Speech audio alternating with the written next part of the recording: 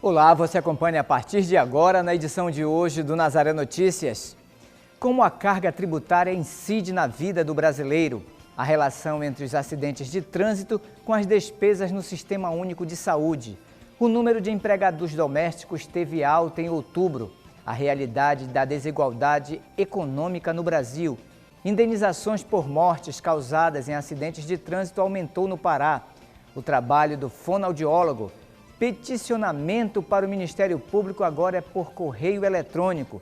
E o bate-papo musical de hoje com a cantora e compositora Sandra do Alibe. Hoje é sexta-feira, 1º de dezembro, e o Nazaré Notícias já está no ar.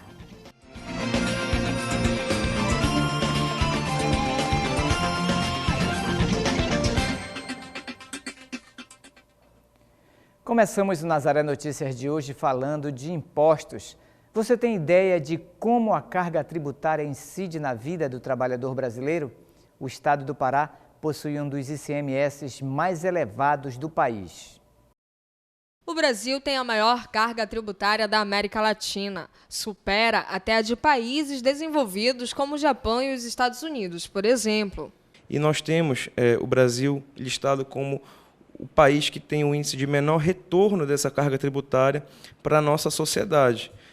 A gente não vê esses recursos sendo empregados corretamente numa saúde efetiva, na educação, na segurança, e isso que nos entristece e faz com que a gente encampe campanhas para conscientizar a nossa sociedade da quantidade de tributos que nós pagamos, da alta carga tributária que nós sofremos e do baixo retorno que nós temos disso. Ao todo, são 93 tributos pagos em um país com uma carga tributária complexa e até se cogita a possibilidade de aumentar a quantidade de tributos. São 93 tributos em vigor, esse é o levantamento de 2016, do ano passado, e a gente não pensa em passar por aí, infelizmente. O nosso Estado tentou, ano passado, recriar a CPMF, por exemplo, para tentar cobrir, fazer um ajuste fiscal com esse rombo que nós tivemos com a corrupção, etc.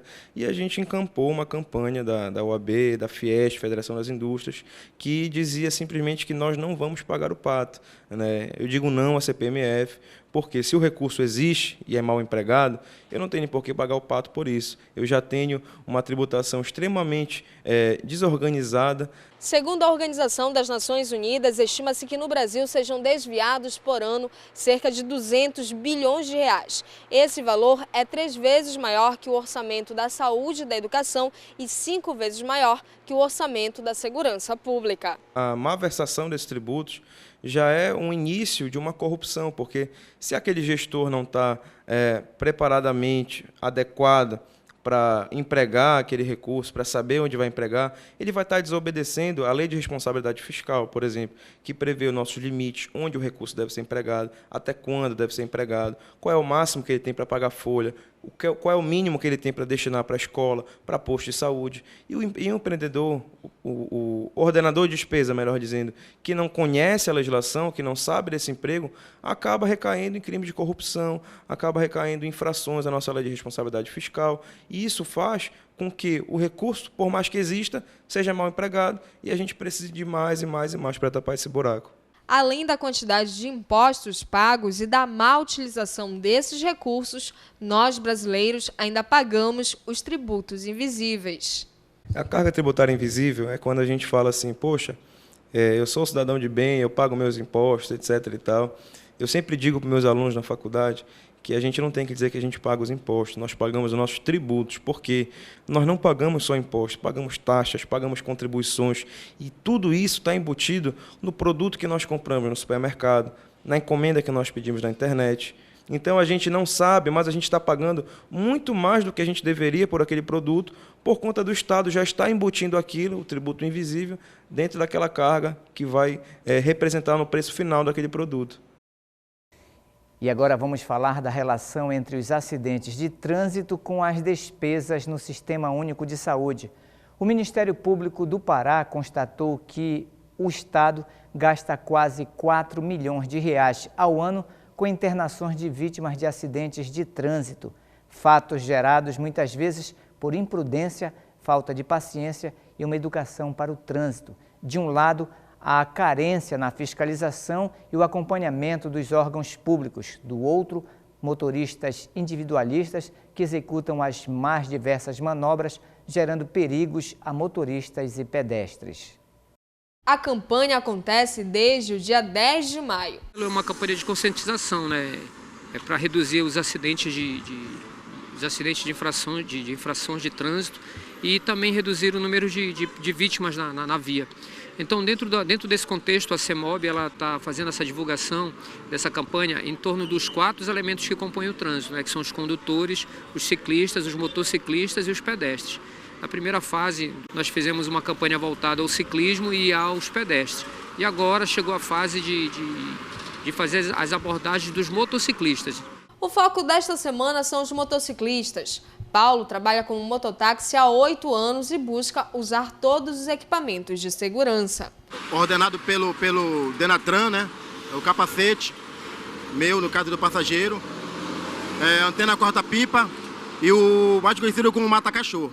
São de usos obrigatórios por mototaxistas legalizados, né? Dados do Hospital Metropolitano de Belém registraram 2.695 acidentes envolvendo motocicletas no ano passado. Somente no primeiro trimestre deste ano foram 420 acidentes. Para Paulo, falta consciência de quem trafega na motocicleta. Não é necessário estar voando na pista, né? Corre o limite permitido que a pista permite, 40, 50, 60, né? Porque 80 são na BR. Então, não tem necessidade, a não ser que ele pegue uma corrida para a estrada. Aí ele vai correr porque a BR exige isso, né? Mas se for dentro da capital, dentro de Belém, não tem necessidade de correr tanto, né? Porque o maior pivô dos acidentes, né? Do número da estatística ser tão grande, é o limite que ele tem ultrapassado todo o tempo, né? Correr risco sem necessidade, né? Então, se correr legal, não tem risco de acidente. Os novos conselheiros de educação para o triênio 2017-2020 foram empossados ontem pela gestão municipal. Os novos membros do Conselho Municipal de Educação atuarão durante o triênio 2017-2020. Os 24 conselheiros representam os prestadores de serviço do Poder Municipal, das escolas públicas, privadas, conselhos escolares, sindicato dos profissionais da educação, Conselho de Direitos da Criança e do Adolescente, estudantes e prestadores de serviços da esfera federal. Hoje nós estamos numa cerimônia muito importante, que é a cerimônia de posse do Conselho Municipal de Educação. O Conselho Municipal de Educação é o responsável pela aplicação da política do ensino municipal. Para a antiga presidente do Conselho, o sentimento é de dever cumprido. Segundo ela, durante a última gestão, o Conselho conseguiu dar um salto de qualidade em relação à sua estrutura e funcionalidade. Houve muita contribuição do Conselho Municipal junto com o Fórum Municipal de Educação, que foi a criação do Plano Municipal de Educação. O Plano Municipal de Educação é um documento onde nós temos uma base para seguir uma meta dentro das políticas públicas voltadas para a educação. E nós tivemos a efetiva participação do Conselho Municipal e foi um grande passo. A nova presidência disse que o órgão está preparado para os novos desafios e que para 2018 deve buscar cumprir com a meta de autonomia plena do Conselho. Eu já era conselheira desde 2013 e agora o nosso objetivo é tornar o Conselho autônomo, que ele consiga ser fiscalizador e deliberador, fazendo com que a gente consiga regularizar a situação das escolas municipais em Altamira. Esse é o principal objetivo do Conselho. E agora nós vamos falar de trabalho e emprego. O número de empregados domésticos registrou em outubro a maior alta em quase 2 anos. Segundo dados do IBGE, a categoria cresceu em 177 mil trabalhadores, um acréscimo de 2,9% em relação ao trimestre encerrado em julho. O contingente de domésticos chegou a 6,3 milhões de brasileiros. É o maior crescimento registrado desde dezembro de 2015, quando o aumento foi de 4,4%. Segundo o IBGE, o avanço do emprego doméstico é mais um traço do aumento da informalidade, uma característica do mercado de trabalho em tempos de crise. Pois, embora a lei exija o registro desses empregados, o trabalho doméstico ainda é marcado por forte informalidade. Esse trabalhador tem o menor rendimento entre todas as categorias pesquisadas pelo IBGE. Em outubro, estava em R$ 843, menos que o salário mínimo, que é de R$ 937. O valor equivale a cerca de 42% dos ganhos do empregado com carteira, com média estimada em R$ 2.048 para outubro. Segundo o IBGE, o avanço do emprego doméstico se soma ao avanço de outras formas de inserção pela informalidade, como o trabalho por conta própria, que avançou 1,4% nos últimos 3 meses, e o emprego sem carteira, cujo contingente de trabalhadores cresceu 2,4%.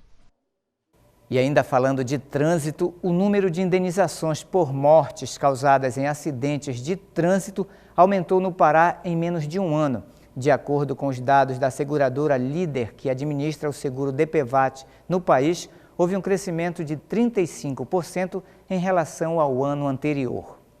No ano de 2016, houveram 977 reparações pedidas ao seguro de danos pessoais causados por veículos automotores de via terrestre, o DPVAT, em acidentes fatais até o mês de outubro deste ano. O número saltou para 1.317, um crescimento de 35%. Em contrapartida, as indenizações por invalidez permanente e assistência médica diminuíram 9% e 6%, respectivamente.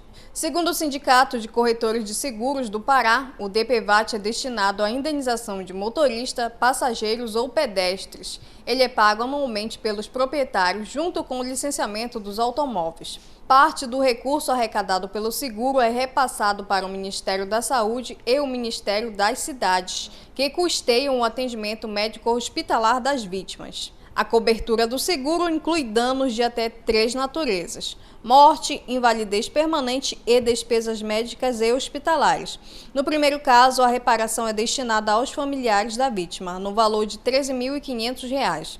No segundo, o valor também pode chegar até R$ 13.500, de acordo com o grau da invalidez. A indenização por despesas reembolsam os gastos de até R$ 2.700, com as despesas com medicamentos, exames e tratamentos hospitalares. E agora nós vamos falar de comportamento. A ansiedade de estar conectado, interagindo com outras pessoas, leva muitos a perderem a percepção da segurança e ainda colocam a vida de outras pessoas em perigo, como exemplo, motoristas que dirigem manuseando o telefone celular, quer falando ou digitando mensagens de texto. Uma pesquisa realizada por uma universidade americana diz que dirigir manuseando telefone celular pode aumentar em até 400% as chances de acidentes.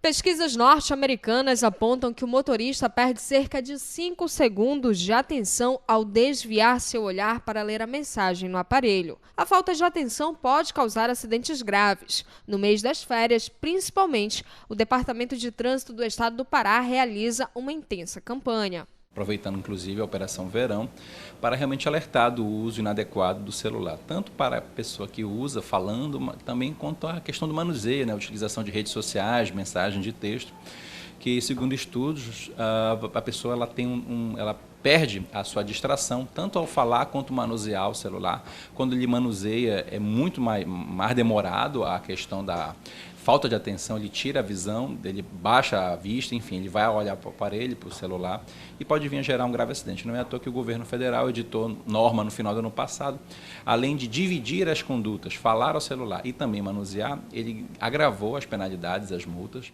De acordo com o seguro DPVAT, pago em casos de morte ou invalidez, são registrados cerca de 1,3 milhão de acidentes por ano relacionados ao uso do celular. Os dados também mostram que 80% dos motoristas admitem que utilizam o aparelho ou outras tecnologias que geram distração enquanto dirigem. Não é à toa que o Brasil é um dos países que mais utiliza smartphone, redes sociais, né, editor de texto no celular. E então, preocupado com isso, o legislador criou essa obrigatoriedade, digamos, esse agravamento dessas punições. Segundo estudos de institutos americanos, né, a pessoa que passa a utilizar o celular para passar textos, ela perde de 3, 5, 7 segundos, dependendo do texto que ela foi editar, mandar mensagem, e isso no trânsito pode ser fatal. Você perder 1, 2 segundos já é muito grave, imagine em 3, 7, 10 segundos, você baixa a cabeça, você olha para o aparelho e o veículo em movimento, em linha reta, 50, 60 por hora, numa curva ou algo nesse sentido. Então, de repente, pode acontecer um problema, um cachorrinho correr na rua, uma criança, um carro na frente parar bruscamente, você pode vir a causar um grave acidente. Dados de uma pesquisa realizada pelo Observatório Nacional de Segurança Viária apontam que 98% dos acidentes de trânsito são causados por erro ou negligência humana. Em primeiro lugar no ranking está a prática de fazer ligações ou mandar mensagens enquanto dirige. De acordo com o Detran, as punições refletem uma realidade social. O processo legislativo, né, não só o de trânsito, mas como os demais, ele nada mais é do que um reflexo do comportamento da sociedade.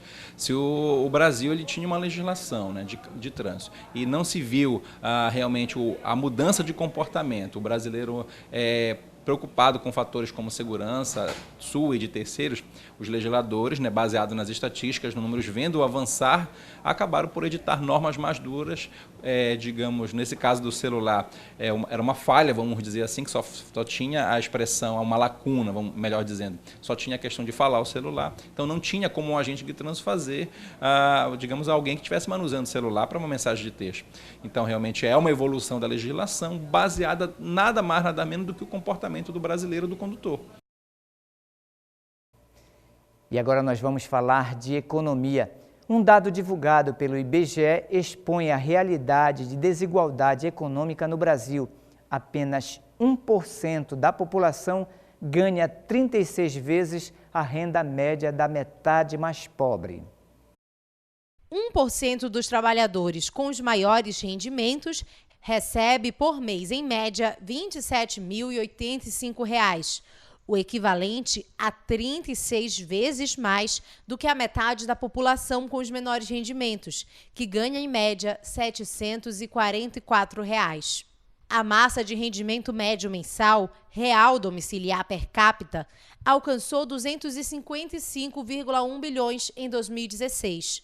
Este rendimento é a divisão dos rendimentos domiciliares pelo total de moradores. A parcela dos 10% com os menores rendimentos da população detinha apenas 0,8% do total, enquanto os 10% com os maiores rendimentos ficaram com 43,4% do todo. O grupo dos que tem maior rendimento tem uma parcela da massa superior à dos 80%.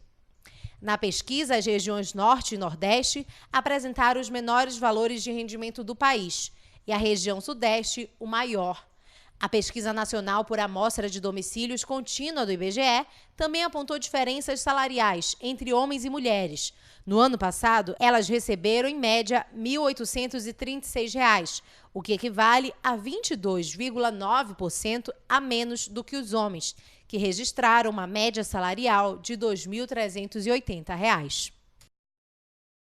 Assim como em Belém, os taxistas de Rio Branco, na capital do Acre, decidiram não cobrar a bandeira 2 nas corridas de táxi no mês de dezembro. Mayra Leal tem mais informações. Marcos, a medida é para atrair clientes em um cenário econômico pouco favorável. Agora, apesar dos taxistas não fazerem um reajuste para a bandeira 2, haverá uma cobrança de uma tarifa extra de R$ 10 para corridas que forem feitas distantes do centro. Também haverá um valor fixo para corridas até o aeroporto. De dia, o cliente pagará R$ 70 e de noite R$ 80. A categoria de taxistas também estuda a possibilidade de oferecer descontos durante o mês de janeiro. Mayra Leal para o Nazaré Notícias. E você pode participar da produção aqui do Nazaré Notícias. É só enviar para nós sugestões de entrevistas ou de reportagens para o nosso WhatsApp. O número é o 988023444. Aí você informa o seu nome e a sua cidade.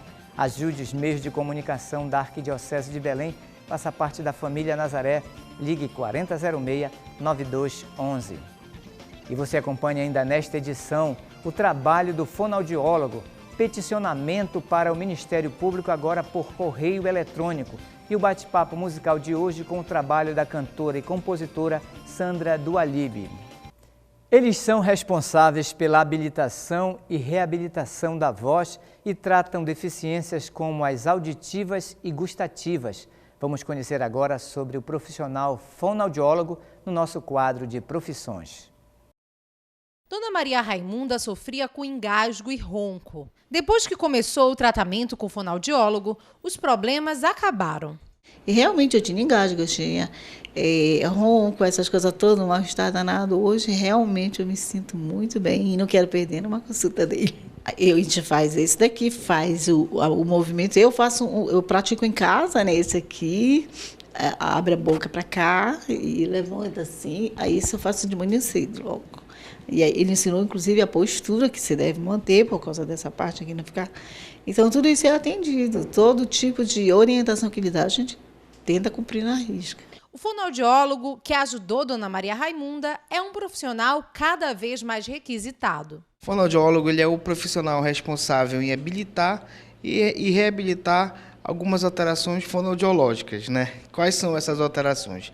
Especificamente, ele vai trabalhar com a linguagem oral, com a motricidade, com a audição, com a voz e com a deglutição, ok? E na reabilitação também vestibular, que é a reabilitação no equilíbrio.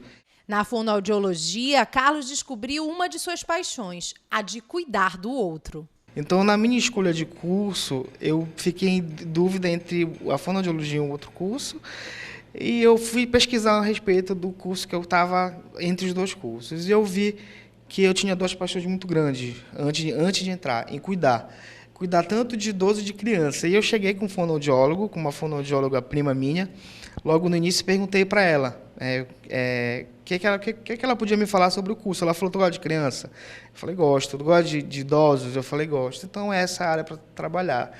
E me falou um pouquinho e eu me apaixonei, entrei. Faço parte da equipe de formação de aprimoramento da eletrofonoterapia, que é um recurso muito novo que está sendo utilizado hoje no nosso estado. Nós temos apenas 20 profissionais que utilizam esse recurso, estão se formando mais, graças a Deus, fico muito feliz por isso, e a gente dá formação no Brasil todo. Qualquer pessoa pode se consultar com um fonoaudiólogo. O profissional é essencial para a prevenção de problemas. Na fonoaudiologia, quando você percebe que existe alguma alteração na comunicação, na voz, quando você percebe que há algo de errado no ato de deglutir, quando você tem um equilíbrio alterado, quando você começa a desequilibrar, qualquer tipo de alteração, ou até mesmo se você tem dúvidas, o fonoaudiólogo é o profissional responsável por orientar. Graças a Deus que hoje existem leis específicas que já permitem esse processo de prevenção, como o teste da linguinha, que é muito importante falar que o fonoaudiólogo realiza já no berçário, e o teste da orelhinha, que também realiza no berçário. Eles vão auxiliar e vão fazer com que o fonoaudiólogo, se tiver alguma alteração, intervenha logo, quanto antes, para que não venha no futuro ter uma alteração bastante significativa na pronúncia, na deglutição, no ponto articulatório e na audição. Para ser um fonoaudiólogo é preciso ter curso superior. A formação tem duração média de 4 anos e a atuação está dentro de um mercado que vem crescendo cada vez mais. O mercado está crescendo cada vez mais para o profissional fonoaudiólogo. Na nossa região, no estado do Pará, tem crescido muito. Antigamente, nós víamos muito a especialidade da linguagem como foco. E hoje em dia, pelo mercado de trabalho, nós possuímos um direcionamento de alunos que já vêm da universidade à procura de outras especialidades, como disfagia hospitalar, a questão da motricidade oral, até mesmo especialistas em audiologia. Então, esse mercado vem se ampliando e vem crescendo. O que precisa ainda no mercado, que eu vejo que existe uma carência, é no serviço público de saúde, que é um profissional que tem uma demanda tão grande e o nosso serviço ainda tem poucos profissionais. Dona Arizeli também faz tratamento com um profissional. Começou há 1 ano e meio para recuperar a voz após um câncer nas cordas vocais. Hoje ela se sente outra pessoa. Mudou em tudo. Mudou o modo de eu falar, mudou o que eu tinha na mente, muita coisa ruim mudou, ele me afastou tudo isso. Hoje eu me sinto bem, ainda não estou realizada muito, mas pelo que eu vim, pelo que eu estava, eu estou muito bem. E digo para todas, fazer o que eu fiz. ter força de vontade, porque não depende só do médico, depende da nossa força de vontade, de vencer e de viver. E uma boa notícia para quem está endividado e quer aproveitar o 13º para sair do vermelho. A Serasa resolveu prorrogar o feirão Limpa Nome, previsto inicialmente para terminar ontem. O feirão foi prorrogado para o dia 16 de dezembro. Mayra Leal tem mais informações. Segundo a empresa, o feirão foi prorrogado devido à grande procura de consumidores pelo serviço. Até o último dia 28, a terça-feira, mais de 1 milhão de pessoas já haviam renegociado pelo menos uma dívida. Agora a oportunidade vai até o dia 16 de dezembro, lembrando que começou no dia 6 de novembro. Então, ainda é possível fazer essa renegociação diretamente com a empresa. Ela é feita mediante cadastro no site da Serasa. Depois, a empresa entra em contato com o consumidor via e-mail, chat ou telefone e oferece descontos diversos e também diversas formas de pagamento. Mayra Leal para o Nazaré Notícias. Durante 3 dias, lideranças indígenas de 9 etnias se reuniram em Altamira, no sudeste do Pará, com autoridades e representantes da Norte Energia, responsável pela construção da usina hidrelétrica de Belo Monte. Eles discutiram ações de melhorias nas aldeias impactadas pela implantação da usina. Cobraram também a execução do projeto básico ambiental da usina, criado para beneficiar as comunidades do Xingu. Eles debateram uma pauta extensa com mais de 30 pontos, como obras de saneamento, ações de saúde, educação e proteção das terras indígenas. E agora o cidadão poderá solicitar informações sobre procedimentos judiciais em andamento, assinar um termo de ajuste de conduta ou encaminhar documentação ao MPF por meio do sistema de peticionamento eletrônico. De acordo com o MPF, para usar o serviço, é preciso acessar o portal de peticionamento eletrônico no endereço que está aparecendo em seu vídeo, preencher um cadastro e depois comparecer à instituição para entregar os documentos pessoais solicitados e receber por e-mail a senha para acessar o sistema online.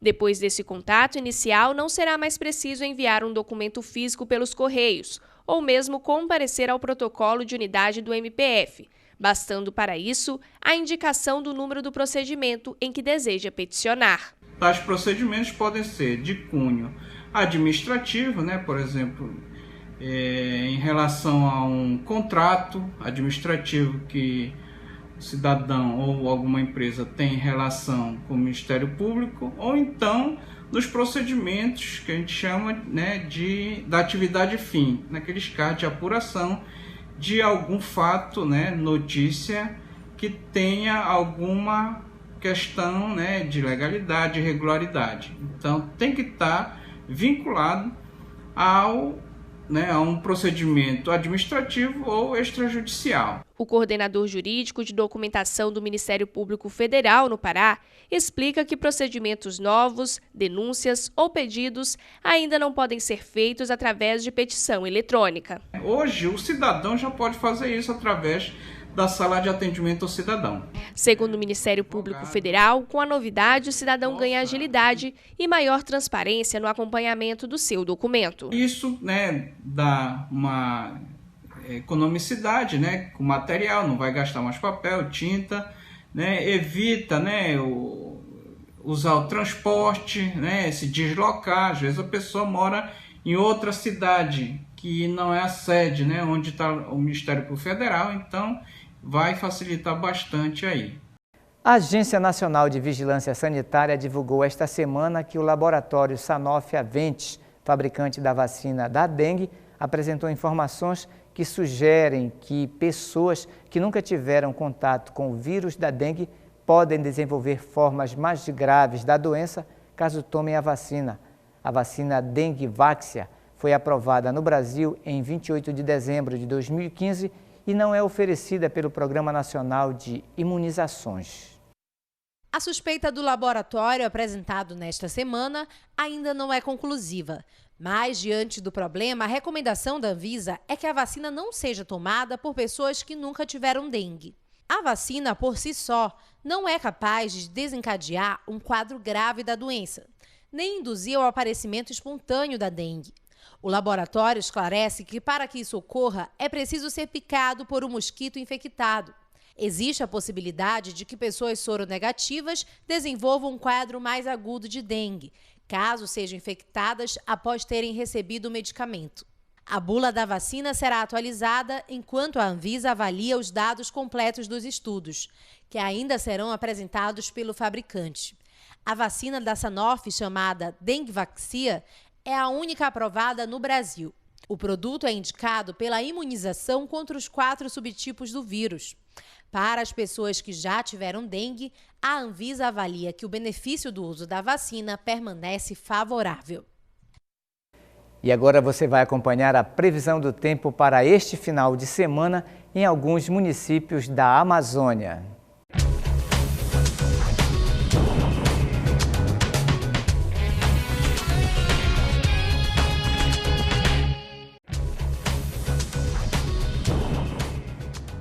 O final de semana será de céu encoberto e chuvoso em Rio Branco, capital do Acre. Essa previsão deve se manter até a segunda-feira, quando o sol deve aparecer entre as nuvens. A temperatura varia entre 25 e 33 graus.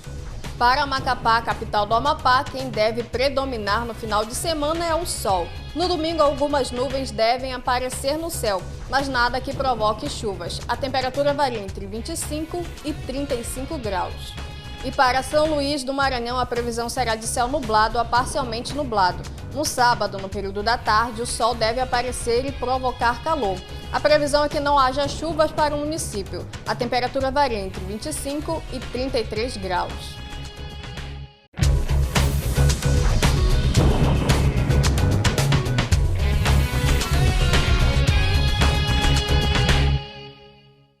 Os vereadores de Belém aprovaram esta semana, por unanimidade, um projeto de lei que pretende substituir todas as sacolas plásticas do mercado por sacolas oxibiodegradável ou de papel.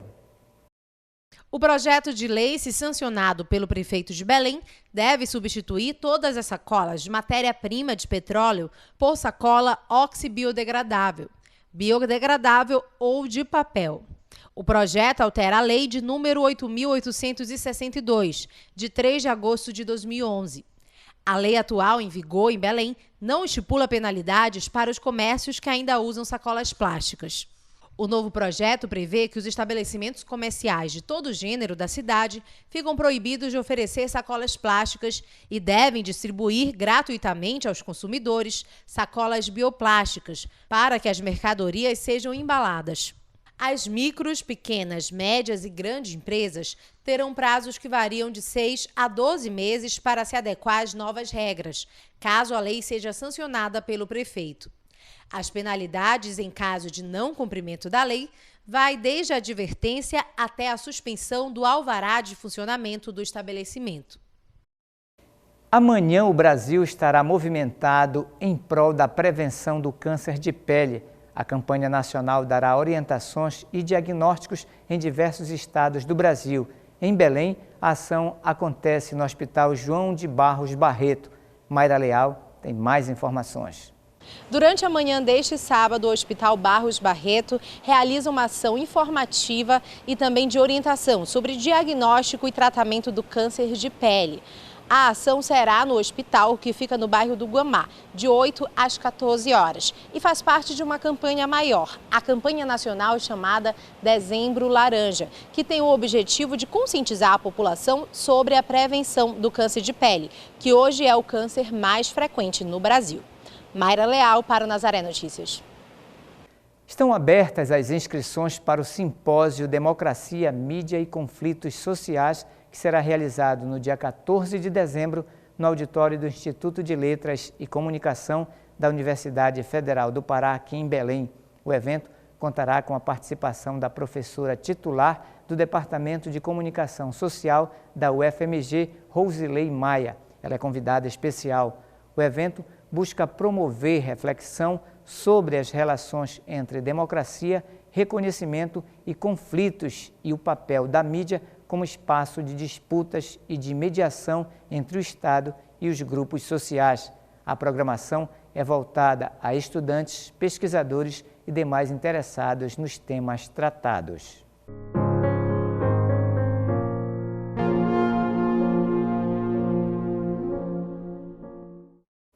Um presépio em seu lar.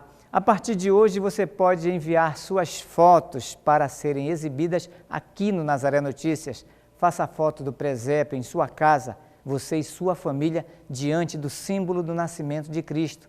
Envie a sua foto com o presépio para o nosso WhatsApp. O número é o 988023444 e a foto será exibida durante o Nazaré Notícias. Nosso WhatsApp é o 988023444. Neste sábado, a partir das 10 da manhã, o Sesc Boulevard recebe Máquinas para Filosofar, uma exposição que traz um acervo de 87 câmeras antigas que podem ser conferidas até o mês de fevereiro de 2018. A entrada é franca. No shopping, localizado na Avenida Visconde de Souza Franco, recebe a exposição Expodana, A Estrela é Você, da artista plástica paraense Cíntia Ramos. Olá, você acompanha a partir de agora na edição de hoje do Nazaré Notícias. Como a carga tributária incide na vida do brasileiro, a relação entre os acidentes de trânsito com as despesas no Sistema Único de Saúde. O número de empregados domésticos teve alta em outubro, a realidade da desigualdade econômica no Brasil. Indenizações por mortes causadas em acidentes de trânsito aumentou no Pará. O trabalho do fonoaudiólogo. Peticionamento para o Ministério Público agora é por correio eletrônico. E o bate-papo musical de hoje com a cantora e compositora Sandra do Alibe. Hoje é sexta-feira, 1º de dezembro, e o Nazaré Notícias já está no ar.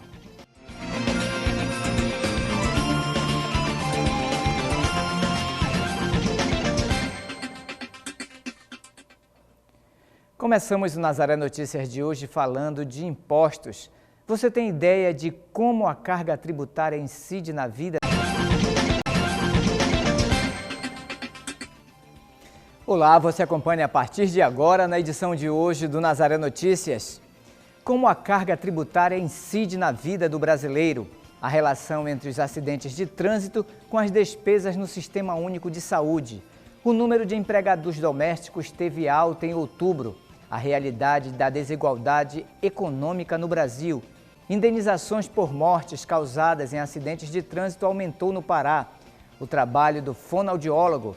Peticionamento para o Ministério Público agora é por correio eletrônico.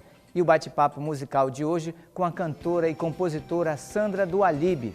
Hoje é sexta-feira, 1º de dezembro, e o Nazaré Notícias já está no ar.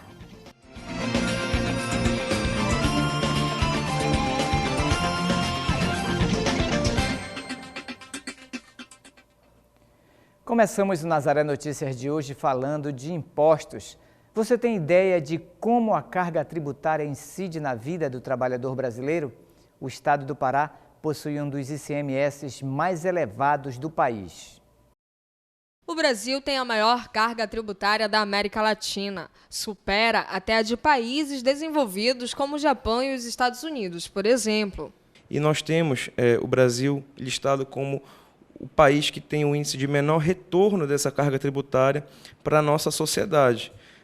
A gente não vê esses recursos sendo empregados corretamente numa saúde efetiva, na educação, na segurança, e isso que nos entristece e faz com que a gente encampe campanhas para conscientizar a nossa sociedade da quantidade de tributos que nós pagamos, da alta carga tributária que nós sofremos e do baixo retorno que nós temos disso. Ao todo, são 93 tributos pagos em um país com uma carga tributária complexa e até se cogita a possibilidade de aumentar a quantidade de tributos. São 93 tributos em vigor, esse é o levantamento de 2016, do ano passado, e a gente não pensa em passar por aí, infelizmente. Nosso Estado tentou, ano passado, recriar a CPMF, por exemplo, para tentar cobrir, fazer um ajuste fiscal com esse rombo que nós tivemos com a corrupção e etc. E a gente encampou uma campanha da OAB, da Fiesp, Federação das Indústrias, que dizia simplesmente que nós não vamos pagar o pato, né? Eu digo não à CPMF, porque se o recurso existe e é mal empregado, eu não tenho por que pagar o pato por isso. Eu já tenho uma tributação extremamente desorganizada. Segundo a Organização das Nações Unidas, estima-se que no Brasil sejam desviados por ano cerca de 200 bilhões de reais. Esse valor é 3 vezes maior que o orçamento da saúde e da educação e 5 vezes maior que o orçamento da segurança pública. A malversação desses tributos já é um início de uma corrupção, porque se aquele gestor não está preparadamente adequado para empregar aquele recurso. E tudo, fui ser mesmo cantora, que é o meu desejo, eu entendo como uma missão. E aqui, frente à TV Nazaré, eu confesso que eu entendi como um chamamento, quando eu sinto a emoção das pessoas ao me ouvirem cantar. É um presente tão divino, viu, Mayra? É tão profundo, é tão real, é tão verdadeiro, que eu larguei tudo para ser cantora mesmo. Então são 12 anos que eu canto e quero passar tantos quantos eu viver cantando. Não tenho medo da morte, mas eu adoro a vida. E a vida com música, eu tenho a música que a gente canta, é essa música de amor. Eu tenho certeza que ela só pode fazer bem para a alma e para o coração. Tá certo, Sandra, muito obrigada por conversar conosco, obrigada por estar aqui com a gente novamente na TV Nazaré. Eu quero estar sempre, eu sou filha de Nazica, eu não canto sem que ela esteja comigo, no meu palco, na minha vida, no meu coração, e eu sou apaixonadíssima, sou super devota. Muito obrigada, Sandra. Esse foi mais um bate-papo musical que vai terminando por aqui com a grande Sandra do Ailib. Até o próximo. Nazaré Notícias também encerra por aqui. Um ótimo fim de semana, até segunda-feira.